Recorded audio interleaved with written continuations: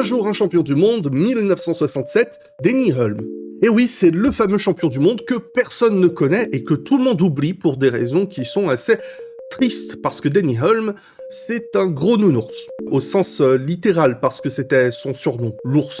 Il était très bourru, très costaud, très large, et il fallait pas l'embêter.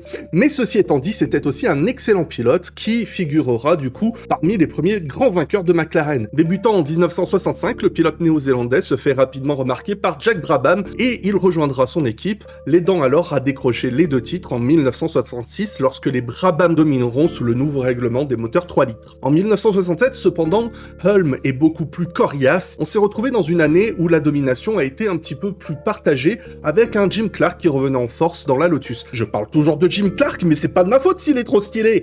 Tout ça pour dire que non content d'être le seul champion du monde néo-zélandais de l'histoire, il le fera en battant son pilote patron dans la même équipe. Mais lassé de tout cela, il partira ensuite chez McLaren pour rejoindre son compatriote Bruce McLaren et contribuera au succès de cette dernière en remportant de nombreux grands prix et en contribuant grandement à la restructuration en interne lorsque Bruce perd la vie en 1970. Il conclut sa carrière en Formule 1 en 1975, aux côtés de Fittipaldi, toujours chez McLaren, contribuant au premier titre constructeur de cette dernière.